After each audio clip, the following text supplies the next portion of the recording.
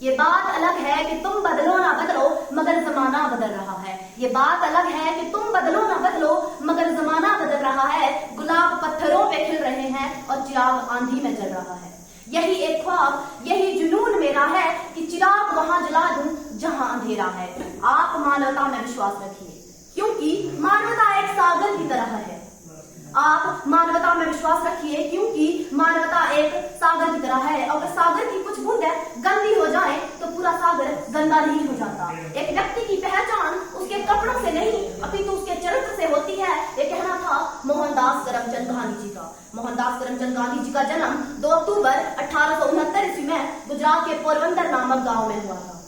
महात्मा गांधी एक ऐसा नाम जिसे भारत ही नहीं अपितु पूरी दुनिया में किसी परिचय की आवश्यकता नहीं। सत्य और अहिंसा का वह पुजारी जिसने बिना शस्त्र उठाए ही अंग्रेजों को झुकने पर मजबूर कर दिया और पूरे भारत को आजादी दिलाने में एक अहम रोल अदा किया। मन में थी अहिंसा की लगन, तन पे लंगोटी। मन में थी अहिंसा की लगन, तन पे लंगोटी। लाखों में घूमता था लिए सत्य की सोटी। यूं तो थी तेरी हस्ती छोटी, लेकिन तुझे झुकती थी हिमालय की भी चोटी। सूट बूट वाले अंग्रेज कभी गांधी जी की धोती और लंगोटी का भेद जान ही नहीं पाए। British prime minister Winston Churchill ने एक बार उनका मजाक उड़ाते हुए उन्हें द लेग सेड कहा था, नंगा फकीर। एक जमाने में कोट और हैट पहनने वाले गांधी जी कैसे एक धोती में सिमट कर रह गए, क्या आप लोग जानते हैं? हुआ यूं कि एक बार गांधी जी एक नदी के किनारे खड़े हुए थे। नदी के पुल से एक ट्रेन गुजर रही थी। अचानक गांधी जी ने देखा कि नदी के पानी में एक औरत स्नान कर रही है और किनारे रेत पर उसकी साड़ी पड़ी हुई है। औरत ट्रेन के गुजर जाने का इंतजार कर रही थी कि कब वे पानी से बाहर आए और अपनी साड़ी पहने।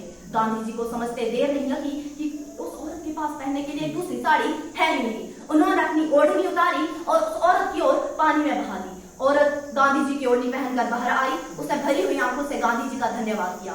गांधी जी ने उसी पल, उसी क्षण ये तय कर लिया कि जिस देश में लाखों लोगों के पास पहनने के लिए एक से ज्यादा कपड़ा नहीं है, उस देश में एक से ज्यादा कपड़ा मैं नहीं पहनूंगा। उसी दिन से गांधी जी एक लंगोटी में सिमट कर रह गए। और उन पर हंसने वाले चर्चिल वो कहाँ जानते थे कि उन्हीं के ब्रिटेन में, उन्हीं के पार्लियामेंट स्क्वायर में, उन्हीं के सूट बूट वाले स्टैचू के बगल में वो नंगा फकीर अपनी धोती पहने हुए मिलेगा और पूरी दुनिया उसकी प्रतिमा के आगे सर झुकाएगी। हस्ती जिनकी बहुत ही सरल व सादी, हस्ती जिनकी बहुत ही सरल व सादी थी, अंग्रेजों को भगाने वाली ऐसी हवा गांधी थी। जिनमें अकेले चलने का हौसला होता है ना, जिनमें अकेले चलने का हौसला होता है, एक दिन उनके पीछे ही काफिला होता है। ये सच बात है कि गांधी जी जब स्वतंत्रता की लड़ाई के लिए अकेले ही चल दिए थे तो धीरे धीरे दुनिया, सारी दुनिया उनके पीछे पीछे चलती थी। गांधी जी ने स्वच्छता का नारा दिया और दुनिया को स्वदेश और देश को स्वदेश अपनाने को कहा। देश की धरोहर पर है हम सबका अधिकार, देश की धरोहर पर है हम सबका अधिकार, तो फिर क्यों करें इसकी स्वच्छता से हम सब इनकार? क्यों ना अपना कर इसे करें स्वदेश से प्यार? विचार ही है जो हमेशा जिंदा रहते हैं और विचारों का संकलन विचारधारा बन जाती है। गांधी जी वह संकलन है जो कल जिंदा थे, आज जिंदा है और सदा ससम्मान जिंदा रहेंगे। गांधी जी का कहना है कि जो बदलाव आप दुनिया में देखना चाहते हैं वह बदलाव आप खुद बनिए। Be the change that you want to see in the world। मौन ही सशक्त भाषण है और धीरे धीरे दुनिया अब तो सुनेगी। रहबर देश भक्ति का हो, शाह था एक लंगोटी का वो। रहबर देश भक्ति का हो, शाह था एक लंगोटी का वो। प्यार के वो लुटाता था फूल, थी अहिंसा उसी का असूल। नरमी से जिसने जिंदगी तंग की, उसी ने अंग्रेजों से जंग की।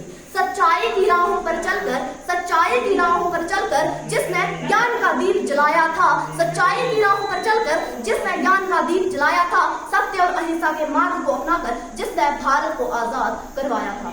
आज भी दुनिया बड़े ही प्यार से, आज भी दुनिया बड़े ही प्यार से मनाती है उनका जन्म। आज भी दुनिया बड़े ही प्यार से मनाती है उनका जन्म। ऐसे महान व्यक्तित्व को हर भारतवासी का कोटि कोटि नमन। जय हिंद, जय